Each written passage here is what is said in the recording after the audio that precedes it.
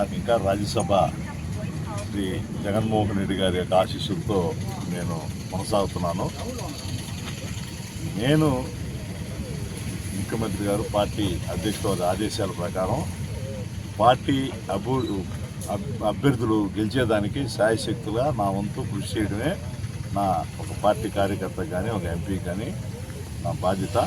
నిన్న కూడా ఏలూరు పార్లమెంట్ సంబంధించి పోటీ చేస్తున్నటువంటి కారుమూరి సునీల్ యాదవ్ గారి యొక్క ప్రచారంలో కూడా నిన్న పాల్గొనడం జరిగింది. కాబట్టి రాష్ట్రం అంతా కూడా మా పార్టీ ఏటువంటి బాధ్యతలు ఇచ్చినా కూడా అది కావల్లో బాధ్యతలైనా పక్క నియోజకవర్గాలైనా కూడా నా వంతుగా పార్టీ విజయాన్ని కృషి చేయడమే నా వంతు. కానీ పోటీ చేయడం నన్ను పార్టీ అధిష్టానం కూడా పోటీ చేయమని అడగలేదు, నేను కూడా పోటీ చేయాలని కోరుకోవడం.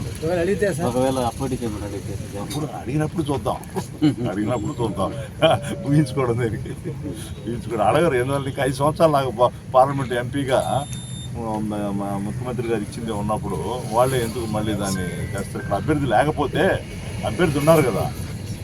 ఇప్పుడు ఆల్రెడీ ప్రతాప్ రెడ్డి గారు ఇప్పుడు 3 సార్లు కావాలని నియోజకవర్గం పోటీ చేస్తున్నారు, 2 సార్లు ఎంపీ ఎమ్మెల్యే అయ్యారు. జిల్లాలో బీసీ కందుకూరికి ఫైనలైజ్ అయిందని చెప్పి విన్నాము.